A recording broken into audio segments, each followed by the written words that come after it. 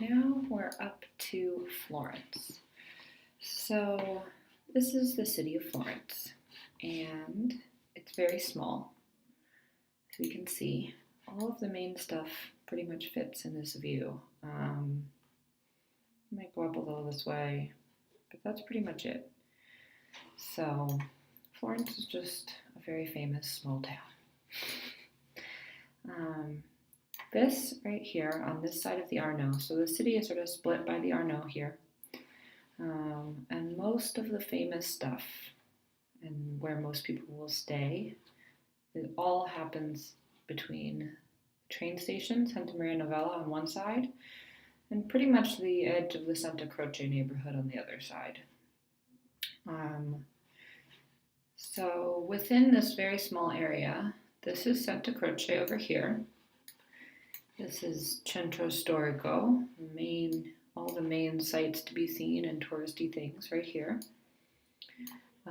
San Lorenzo, which is just sort of, it's really characterized by the markets here. So let's get rid of that anchors and see.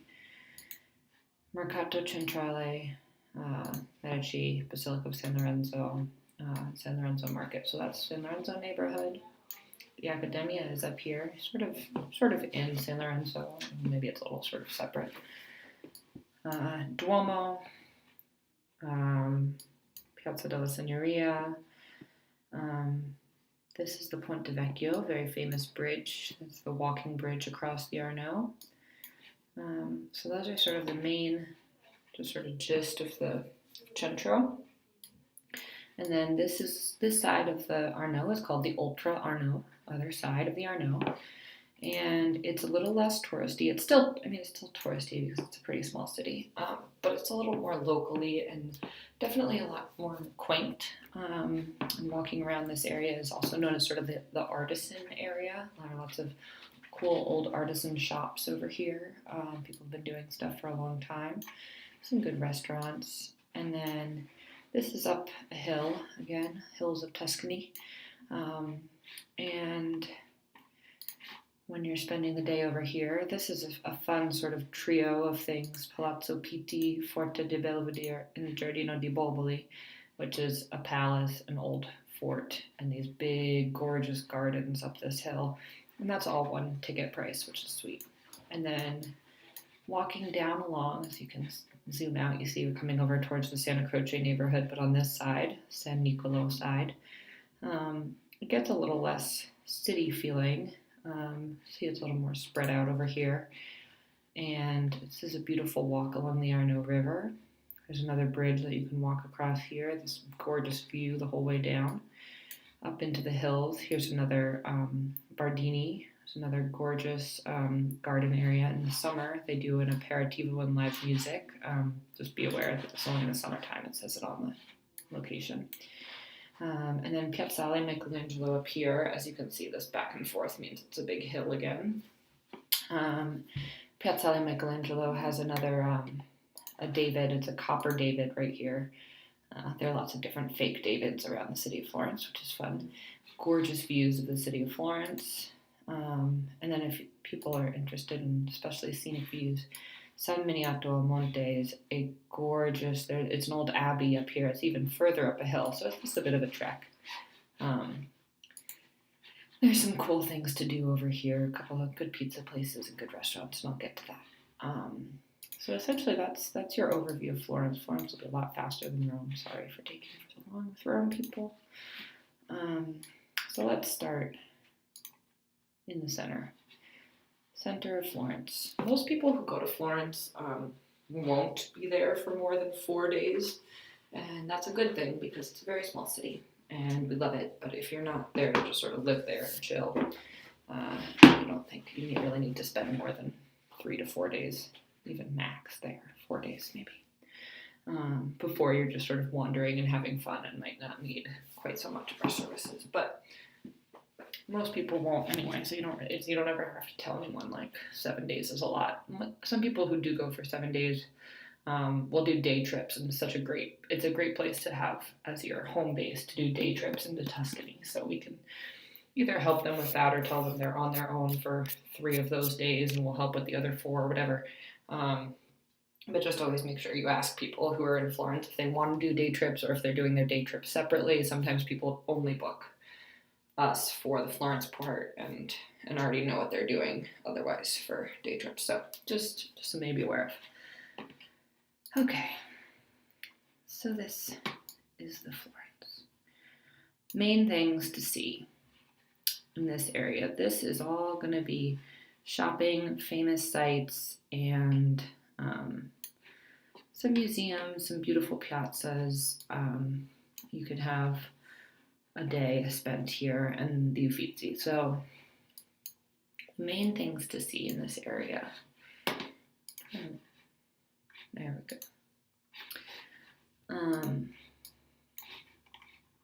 Not showing up with the Uffizi.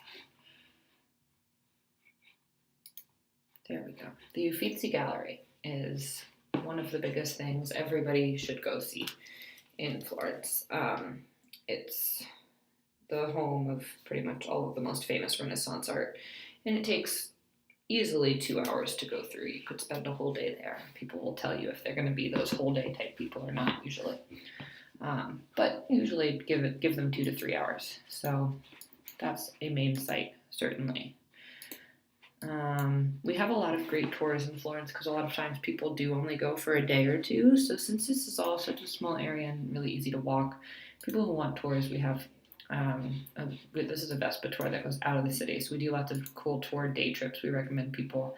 But then there's some good walking tours, biking tours, Florence by night tours with dinner. People have a lot of fun doing tours in Florence, especially if you're on a short trip. Okay, so oftentimes I'll send people to the Uffizi in the morning. Always get people to get tickets ahead of time so they don't have to wait in line because the lines are absolutely absurd and you can just go on and get them online ahead of time and you don't have to wait in that crazy line. It's a very nice thing. So then you're going to always want to send people to Piazza della Signoria. These are first time things. You know, sometimes people say they've been to Florence before and they've been to the Uffizi and they don't want to go back, in which case there's plenty of other places to send them. But these are things you definitely want to send people to who've never been before. Piazza della Signoria is a big, beautiful piazza. There's a few replicas of famous statues. There's a fake David here as well. There is a Gucci museum, the Gucci Museum, right on the corner here. Anyone who's interested in fashion will enjoy it. I wouldn't send just your average tourist who doesn't say they're interested in fashion there, though. I would send first-timers to the Gucci Cafe, however. It's just a very classy place. And there's outdoor seating, so it's a beautiful place to sort of take in this piazza. And as you can see, this is literally a 4-minute walk. It's very short and small. Again, I mentioned lots of bike tours. This museum is, anyone who's there for more than 3 days might be interested in this. If you're interested in art, the Bargello National Museum is, it's essentially a place to go if you've been before, you've done the Uffizi, or if you're very interested in art and art history. It's a gorgeous museum. But just be aware that if you're only there for 2 days, probably not. If you're there for 3 days and you're not into art, probably not. But if you're there for 4 or 5, or if you've been before, then I would definitely send people to the Bargello Museum. Okay. Now, zoom back in here. So, fashion people again, Salvatore Ferragamo Museum. It's in an old castle. Gorgeous, incredible things to see. This is right next door to the Uffizi, the Vasari corridor.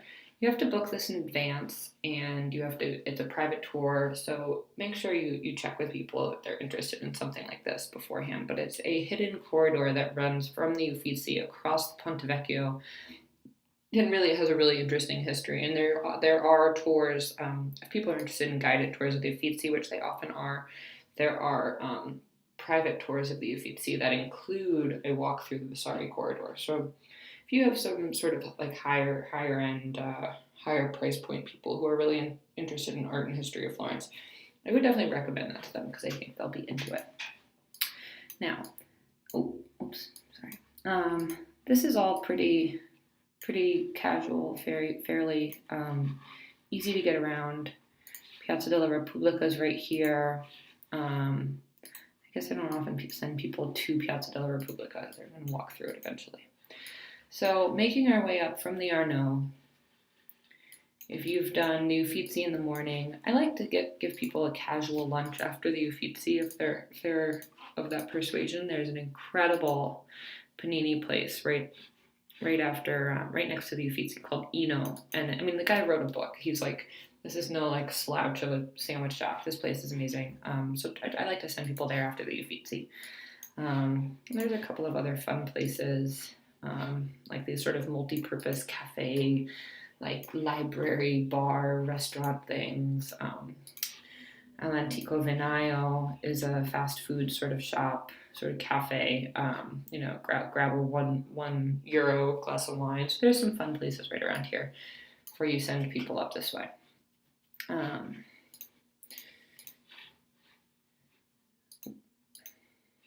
And there's a lot of great street food, l'antico trippaio, lampredotto and tripe and stuff like that. A lot of like awful dishes. This is a great place to send people.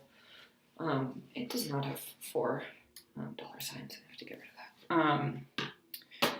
It is a trendy, casual, sort of like modern, young Florentine crowd of seafood, which is nice because there's not a whole lot of seafood otherwise in Florence. And that works for lunch or dinner, depending on how fancy people want to be, because it's pretty casual, but trendy. So now we've made our way up from an Uffizi morning, a Piazza della Signoria. If people don't go to the Uffizi, they might go to the Bargello Museum instead. Now, the most famous of all would be the Duomo. So the Duomo of Florence is one of those places that you can either spend 5 minutes staring at it from the outside and move on, or you could spend hours. I think somewhere in between is a perfect mix. This is the museum of the Duomo, which has some interesting artifacts and things that have been taken out of the museum, or things that are under construction, or sculptures, as well as other just artifacts and artwork from the museum, or from the Duomo over time. And as you can see, the Duomo is absolutely huge, absolutely gorgeous. Even if you've been, no matter who you are, you got to go back to the Duomo. Even if you're just going to sit there and sit under it for 5 minutes, if you've been 100 times, I'd be surprised to have someone avoid it completely, because it's also just smack in the center of the city. If it were out of the way and you'd been there before, I'd understand not going. But it's just right in the middle of the city. You have to sort of visit. And there are tours of the Duomo that people who are interested can do. There is the bell tower, Giotto's bell tower, which if people are interested can climb to the top again for absolutely gorgeous views of the city. So this again, and this is the baptistry, which is sort of a part of the whole visit, but there's the famous gold doors here. So people can spend as much time or as little time as they want. If you've been before, you might just sit and like have a glass of wine or eat your panini you're going to go in and you're going to see the artwork and maybe take a tour. So this is a must hit. So far our must hits for first timers are the Duomo, the Uffizi, and Piazza della Signoria, which is a little more casual of one. It's just sort of a, walk through, visit, see the Neptune and the David replica, and maybe have a coffee and have a bite and sit and enjoy this piazza. So those are the 3 big ones so far. What's that? Oh, that's just a bike track. And this is a great way to climb up to the top. People who have been before, this is a fun place to send if you're going to just stop by the Duomo. Who've been before. The Loggia del Bigalo has some just incredible frescoes inside, and it's just this little thing right here. So it's just an interesting place to check out, that especially if you haven't been before, or if you're interested in art and art history, it's a great little place full of frescoes that's often not given as much credit. No, it's not that crazy. So those are the big ones so far. Now, and as you can see, we're like not moving very far from area to area. So the next one, we go up to this this little world, which is, as you recall, sort of San Lorenzo. So this makes for a great morning. I would not continue up. If you were going, if this were a day, I would not send someone from the Duomo in the afternoon up here. This should be a morning for the most part. You could send someone back here for dinner because there are some good restaurants and stuff, but not to the activities I'm going to show you because they're at their prime in the morning. First of all, San Lorenzo Market. This is sort of a touristy, nutty, hectic walking market.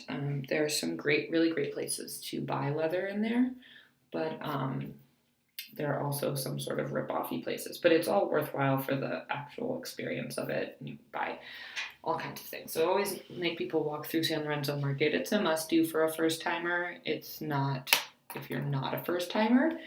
But if you're not a first-timer, you probably want to go to Mercato Centrale anyway, so you might just walk through it regardless, because as you can see, it's sort of right on the way.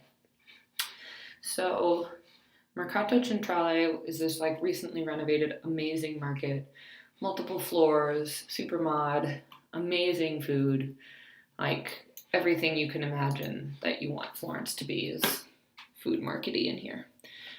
So you have to send people over here. So this is another must-do sort of area full of things. And I like to send people to do this in the morning. Because as you can see, these things are, they're definitely at their peak in the morning time. The market's bustling in the morning. This market I think, closes by what time? Double check. Oh, it's open late. Okay, excuse me. Well, but I think it's still best to go in the morning because a lot of individual vendors will close at different times, and so all the vegetable places and stuff you want to really check out will be open. And it's a great place to get lunch and sort of eat your way through. Then, speaking of lunch, other places I often send people to for a specific lunch. This is a famous food stall in Mercato Centrale. Nope. Trattoria Mario is a famous restaurant as well, and that could be a lunch or a dinner. And then other little places to get snacks. So there's a lot of good food, just sort of fun. This is another Lamprodotto truck, which are very famous in Florence. These are for your more adventurous eaters because it's an awful part of the stomach dish. But this is a must-do morning into afternoon. For people that are sort of a little more trendy, maybe a little more hipstery, fashion-y crowd who might not be eating Fourth Stomach out of a truck for lunch, which we have a lot of those. This is a really incredible place. It's just a gorgeous, interesting, trendy cafe, all-day eatery, which is nice. Doesn't close in the afternoon. You can get a glass of wine. You can just sit and have a coffee. Very sort of hipster, fun vibe. You can eat. You can drink. You can take a little afternoon break. I often give people that if they're going to eat lunch here.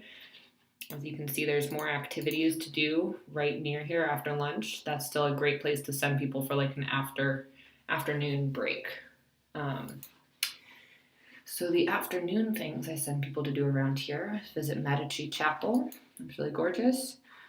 This is not a big one. I'm going to just say if people are really interested, they can go. But I wouldn't send people here on their first time to the Opera Medici. But I would send people to the Riccardi Medici Palace. This place absolutely big and gorgeous and well worth one of the most important architectural sites. Well worth a visit, even for a first timer. Absolutely. Some people will spend longer in there than others. And then the Medici Chapel is sort of in a similar complex. So that makes up a pretty good portion of the day if you're going to do this, because give yourself an hour or so at least in the Mercato Centrale, an hour at least doing this, and this will take a couple hours. So, you're probably, if you're eating lunch in the Mercato, it's going to be a while. So this can be a pretty decent into the early afternoon, mid-afternoon day. So those are sort of your big things over here. And then this guy, can't forget. This is the Accademia. This is where the David is. And the interesting thing about the Academia is it's definitely a must do. Definitely, everybody wants to see the David, but it doesn't actually take that long, as opposed to the Uffizi where it's a must do and it might take you 4 hours. This you might be in and out in 45 minutes, and the thing that'll take the longest is sort of the getting in.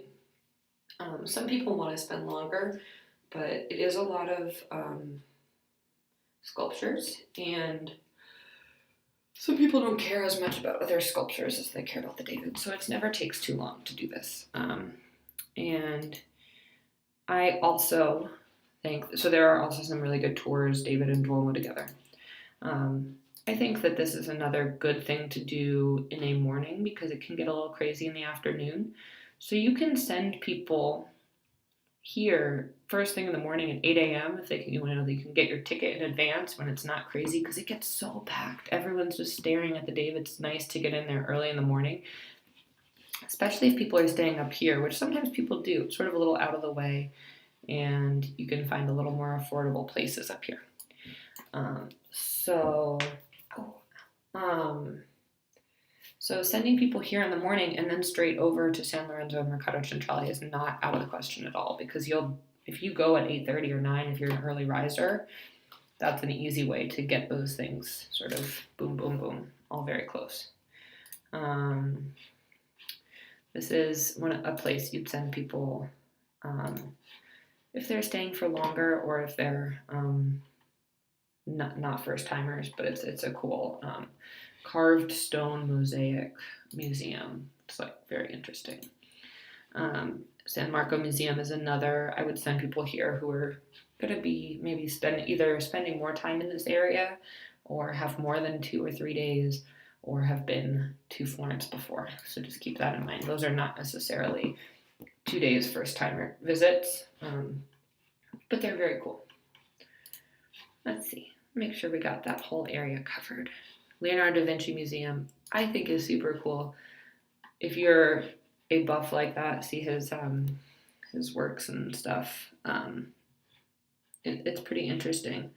But again, not something you do for only 2 to 3 days in Rome unless someone seems like they're specifically interested in that sort of stuff. So let's go back over this way. This is Santa Maria Novella area with Santa Maria Basilica, Santa Maria Novella train station. This is the main train station where people will come into. So if you just spent the morning here, and you might have done this in the afternoon, a good way to sort of cap off the afternoon into evening is coming down into the Santa Maria Novella area. This is a very beautiful basilica. As you can see, it's sort of close to the train station. This area can get a little like meh. It's not like the most beautiful area to walk around, so there's not much to do here besides this, but this is definitely something I'd send people to, even if they're only here for 3 days. This is gorgeous. It's right across from the train station. It's really beautiful, at least to walk by it. Some people don't care about going inside, but at least to visit and pass through, because then there's some fun stuff over here. Oh, Florence Fitness, that's not what I was thinking of. But there's some really good wine bars and restaurants in this area. That's a club. If people want to go to the club, that's the club you send them to. Uva Nera is an incredible old wine bar. So this is a great way to transition into evening. Pass by here and then come down along the Arno again, back to the romantic part of town. Go to Uva Nera, and then some of my favorite restaurants are all right here. Trattoria Sostanza, which is I would say it's for sure anchor. I send people here who are only in town for 2 or 3 days all the time. And same with, where are you? Where's Bucalapi? And Bucalapi right here. So this is all sort of in this fairly similar area. Bucalapi and Sostanza are the two biggest sort of must-hit restaurants. If someone's looking for the place for Bistecca Fiorentina, it is hard to say that it's the place because there's so many really good places, but that's definitely one of them, and it definitely has the atmosphere that people really look for. It's a basement, look at this, covered, incredible, crazy place, and it's below, I believe it's below some old museum too, so it really hits a lot of spots. Trattoria Sostanza is not Bistecca Fiorentina. It's famous for this chicken dish that's like basted in butter. It's unreal. So those are two places you sort of would not be remiss to send people to both of them, and they sort of fit different descriptions. They're really incredible. Oh, that's what it is. Bucalapi is under Cantinetta Antinori. Antinori is one of the oldest wine families in Italy. They've been around since the Medicis, and they have a cantina right here. I wouldn't necessarily recommend you eat at this part of the restaurant, but Bucalapi is sort of down below, and it's really incredible. But it is a cool place to visit if people are interested in wine, especially. Go get a glass. 13 Gobi, 13 Gobi is also a very good restaurant. Sesto, we've recently had someone. It's a Michelin-starred restaurant, and it's got a really beautiful view. And recently, we had someone say that it wasn't actually very good, so I wouldn't send anyone there right now. or maybe just talk to Susan if you think that they're looking for that fine dining experience, because we don't want to send anyone anywhere that's not amazing. So that is sort of a pretty decent rundown of like a day that could go like day that goes like this. You could have a day that just stays right in here. I'm going to go back into this sort of central area right now and let's look at some shopping in here. Some vintage shops. This is a famous shoe store. Famous leather artisans, Cellarini.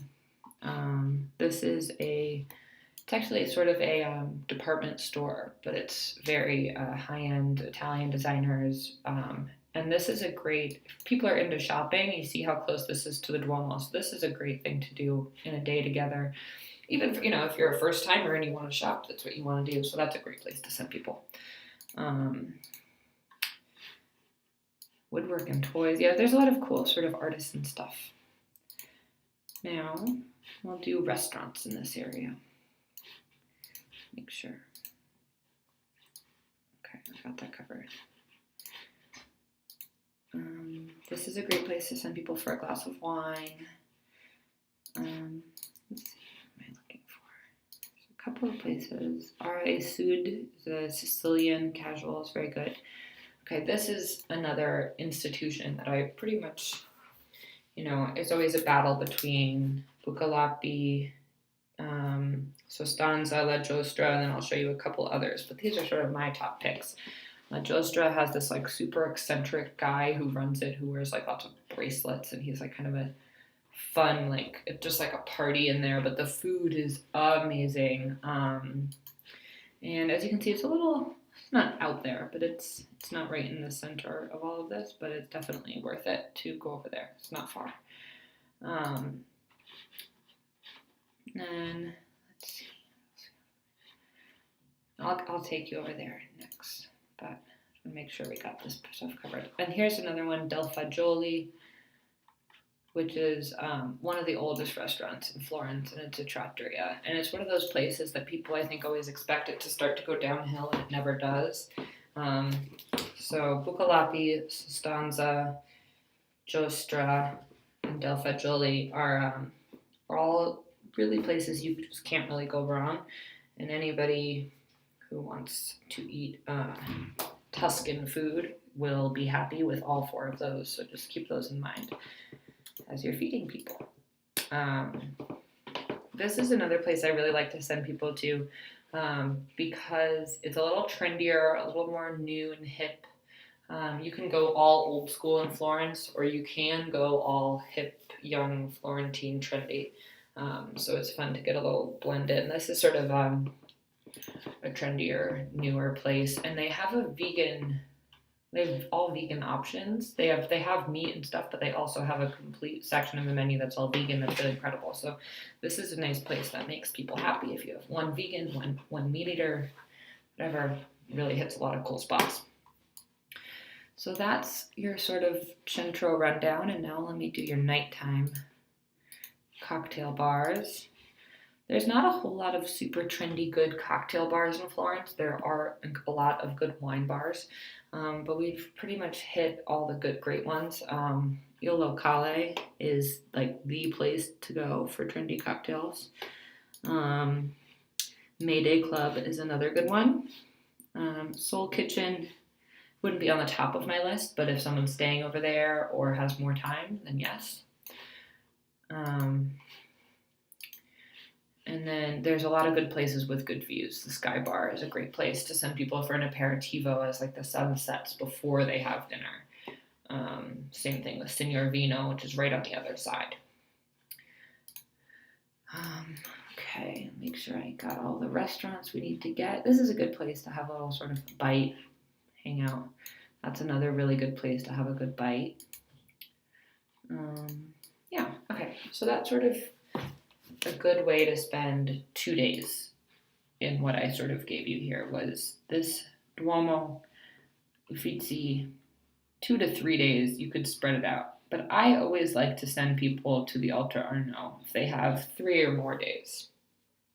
Even if it's just for dinner at one point. Maybe they're going to do the Accademia and spend the afternoon up here one day, and the next day they'll be sort of in Centro, and they might go over to Santa Maria Novella the next day, and then the third day, they'll spend at the Uffizi, and then come over to Santa Croce a little, and then head up.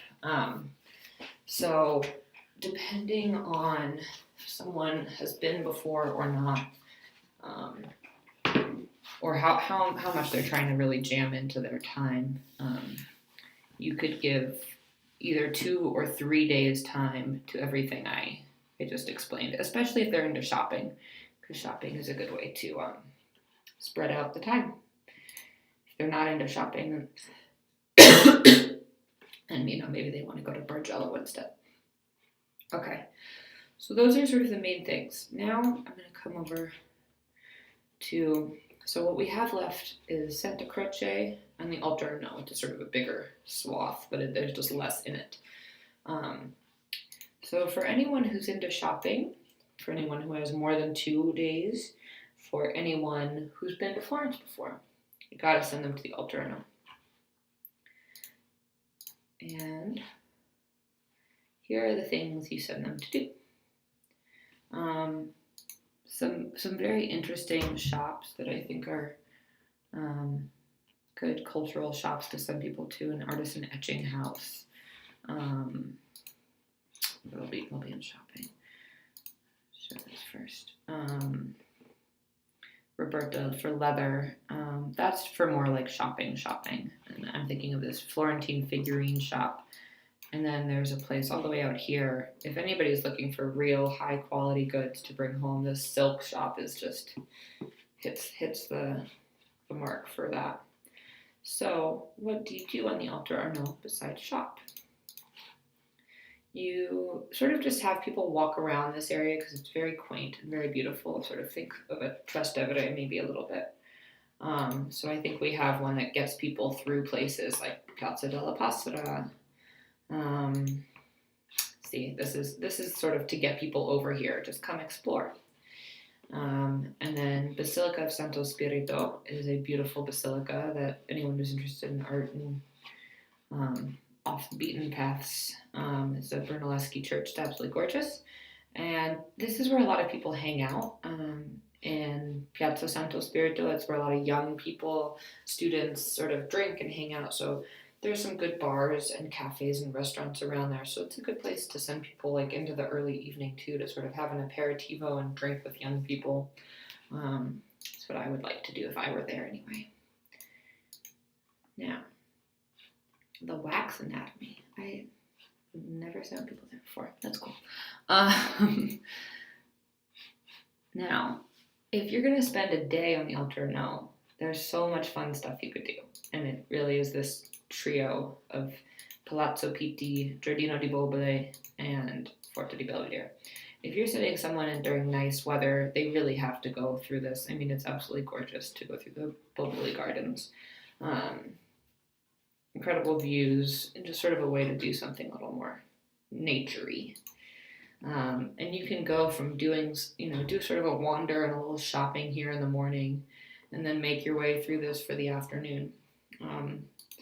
When the summer rolls around again, hopefully Giardino Bardini will do this aperitivo and live music thing, because people really loved it. So just check in on that. Otherwise, you can still visit the Giardino Bardini, which is, I wouldn't do these two together, but if someone's staying for a long time, you have two beautiful gardens. You don't necessarily need to do them both. But just keep in mind that it's there and people really do like it if they can. Oh, I forgot to mention Ponte Vecchio this whole time. Ponte Vecchio is another one of these main attractions with the Piazza della Signoria, the Duomo, the Accademia, the Uffizi, and Ponte Vecchio. It is a must-hit. You can't miss it. And it's very easy to do because you can, if you're staying here, you can walk over here in the morning to start your day here. We have people often go back and forth, have a drink here, have dinner here, come back here to go out and go home to your hotel up here. So don't be afraid of sending people back and forth across these bridges often. It's one of the best things to do in Florence. Why wouldn't you? And the Ponte Vecchio is all the gold shops. So you can send people across the Ponte Vecchio anytime as just a way to get places, but make sure you give them it as an activity as well, to really spend time. And a good way to do that is after the Uffizi, if they want to, have their panini and have them bring it over here. This whole area you can sit on the ledge and sort of sit over the water and watch and then go to the Ponte Vecchio. So I'm sorry I didn't mention that before. Okay, so back over to the Alterno. We have some really cool Tuscan classes, wine tours, things like that. Now up here, I sort of mentioned these already, Piazzale Michelangelo and Abbazia di San Miniato. They're two places I would say you should hit one or the other. I wouldn't recommend doing these things all together in one day unless someone's really into sort of nature and views and things like that. Just because it's a lot of outdoorsy sort of walking around. Like maybe you'd have someone do this and then come over to Piazzale Michelangelo before they did a dinner over here. And I will show you where these places are. So Giardino delle Rose, yes. If you are sending someone to Piazzale Michelangelo, though, you should send them to these two together because there's a beautiful rose garden that's just right on the way up. So you might as well if you're walking that way anyway. So this is this sort of rundown. And I would say these are things I'd pick between one or the other. And just depending on the amount of time they have, as you can see, this might take a little longer to get over to, but this Palazzo Pitti Giardino di Boboli is sort of a whole afternoon activity.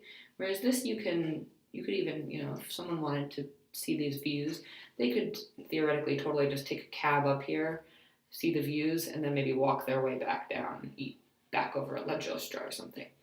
So, now, I'll do food and drink over on this side of the world. Start with some cafes. I don't want to miss out on cafes. Ditta Artigianale is one of the best coffee shops in Florence, and there are two. There's one over here, which you can send people to start their days on this side, and there's one over here on the Alterno. And don't worry about sending people to both. It's totally okay. They're both just very good, and they have a different vibe. This is right in Piazza Santo Spirito, as I mentioned to you before. So this is a good place that has good cocktails, good late night vibe, good daytime vibe. So it's a good place to stop off in the middle of the day. And same with this place. This is a day to night cafe, as most of them are in Italy, where you can, hang out, have a coffee or have a glass of wine. Sometimes there's live music at night. It's a very fun cafe to bar. Now, as for restaurants, where do I send people? This is one of my favorite places to send people. Il Chicotti Cafe is it's a pretty casual place, but the food is incredible and it's very affordable. It's a good place to go for lunch or a casual dinner, especially if people are like trying to have a little bit of a budget conscious trip. The food is really amazing and it's sort of a very locally fun, youthful place to visit. This is another place, anybody who's into wine, you should definitely send here. The food is just made, whatever they make in-house that day. There's not much of a menu. and it's made to go with the wine. So the wine tasting is the real show, and it's really fun. You can reserve different types of visits there, so just be aware of that. If people want to do a wine tasting, that's a great place to do it. But you can also have a dinner. This is one of my favorite restaurants to send people to that I would put in the same category with the Bucalapi, Sostanza, Giostra, and Del Fagioli. But obviously you can't do all of these things, so you just have to pick. But it's in that sort of traditional trattoria vein. Very, very much less touristy than some of the others because it's over here, and it's really incredible. This place is supposed to be very good. It's one of the more trendy new school places. Same here, vegetarian friendly, trendier, new school. As you can see, there's a lot of good options for both. See, this place is a trendy, young, Florentine, sort of locally spot. So there's really good options for ways to give people both the young, hip vibe as well as the old school Florentine vibe. So that's dining over here. I think that sort of covers it for the most part. Yeah. Treats. There's one fresh bread here. This is some of the best gelato. Oh, I forgot. Really good gelato on both sides right over here. And now for one of the places I try to always send people that are interested in fine dining or interested in creative dining. This La Bottega del Buon Cafe is a Michelin-starred restaurant. And as you can see, it's a little bit out of the way. It's over near Piazzale Michelangelo. And it's green. It doesn't feel like you're in the city. It's this beautiful house. There's gardens outside where people can eat. It's all farm to table. It's a little sort of fancier food, but very, very good. It doesn't, as we've mentioned, Italy, sometimes they're very fancy places can be a little overwrought, and it's more fun to go to the trattorias. This isn't one of them. This is a really incredible place. And it's usually fairly, it's nice when you can always get back. They always get back to you right away, so they're very responsive, so it's a good place to send people to. And then if you get any sort of cocktail nerds or people trying to do off the beaten path things or whatever, there's this cocktail bar out here, members only surf club. So something to keep in mind. Now the last neighborhood that's important to send people to. If you have an extra day in Florence and you're not sure where to send people, if you have more than 2 to 3 days, I think this would be the 4th day. Or maybe if you have a half a day, this is a great way to send someone off with a fun last half day. If they have 3.5 days or something like that, you could do a half day here as well. You just sort of have to gauge based on people's interests, I would say. But there's also, so this area, Santa Croce, is another more local neighborhood. And there's a lot of cool stuff. Let me zoom in a little bit. So this is the Santa Croce neighborhood. So here are the things I would send people to do. Sort of start the line. Let me see where we are. Okay, that's a spa, if people want to go to a spa. So let's say the line of Santa Croce starts here. So everything to the right of this activity, everything to the right. So here are the things I would send people to do. This is the Basilica of Santa Croce, another beautiful basilica. Statue of Dante Alighieri, again, another short thing, but it's right there. Beautiful. Make sure they see. Michelangelo's early works. And then this needs to be deleted. Sant'Ambrogio Market, which is another market. It's a little more old school market as opposed to the Mercato Centrale.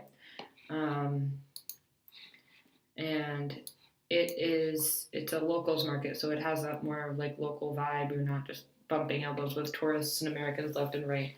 And it's a really incredible place to visit. It's one of the more sort of fun markets. And this is why this is sort of a fun morning thing, because you can send people to do these things early and then sort of come here for lunch. And there's so much. Look at all this fun stuff. Famous pastries, aperitivo, a famous old tea shop. Classic old Italian trattoria, right, sort of. This is all within the market essentially, or within the market square. Semmel street food is a very famous street food panini place. And Trattoria da Rocco as well. So this is sort of a take your pick, fun, casual Florentine, like real slice of life area. And then let's go. A lot of times, like young people end up staying out here too, which is always, I think, a fun place to stay because it's a little off the beaten path and there's a lot of fun stuff. Like this place used to be a prison.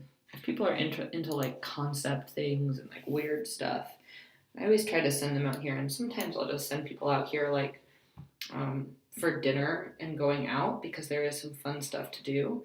So this place is you can go during the day, but at night it's also a bar, and there's events and meetings, exhibitions, performances. So it's this like multi-purpose space, really cool. And then, since this is sort of a locally area, this is the bar within here. And then there's a couple of good cafes that also are day to night. This place, Cafe 1926, is super, super cool. If you have like a hipstery, maybe returning person or someone staying out here, just want to send people to this area for dinner, I highly recommend it because you just send them over here for dinner and then go here for a drink afterwards, and it will be probably something they would never be able to do otherwise. There's another place, Gilded Bistro, as well. You can send people here for dinner as well. And it's a little funky, off the beaten path. It's a coffee shop. It's a restaurant. Everything is amazing. One of those little like secret, lesser known spots.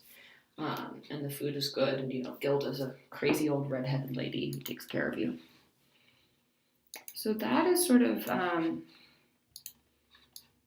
some main Florence stuff, and I feel like I might be missing some things, but these are sort of the big things. These are the gelato places. Honestly, they're all good. You can't go wrong. Famous chocolate vestry.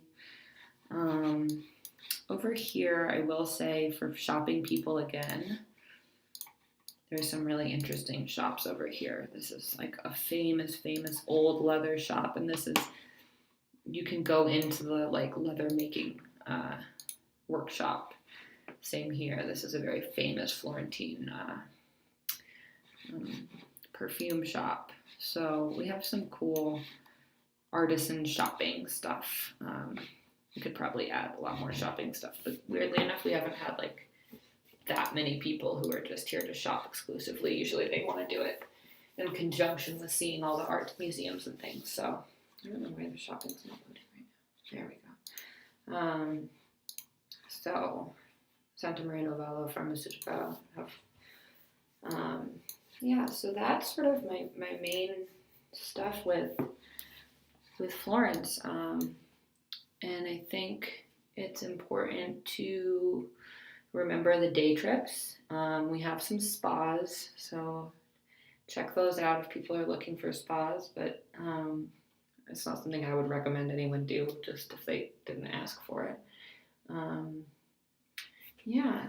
I think that's pretty much the story of Florence. This is the main hub. Duomo, Uffizi, Ponte Vecchio. Send them up here, Galleria, Mercato Centrale, San Lorenzo, and then here, and then to Basilica Santa Croce area. And let's make sure I got some nighttime stuff. This is a wine bar I always send people to because you can see how close it is to Ponte Vecchio. It's very easy. Live music, we have some really good places. And then, let's see. There's a club up here. It's only open in the winter time. I'm not sure if we ever added it because... Oh, that's a great cocktail bar to send people to if they're staying in this area, Los. But there is a club that's out here, I believe. So if you're looking for clubs, Susan knows what it's called. I forget right now. But it's only open in the winter. But for the most part, you just have to remember that this is all very walkable. Space Club over here. Like you can walk here back to your hotel here, no problem. Same, walk up here for dinner, back to a hotel here, no problem. And sometimes people do stay on the Alto Arno, so those are nice places to stay. Up here, you're near San Lorenzo and all those things. So yeah, I mean, I recommend if people can afford it to stay as close to the Arno as you can, because that's the gorgeous views that you want. Yeah, so that's Florence. I hope this helps.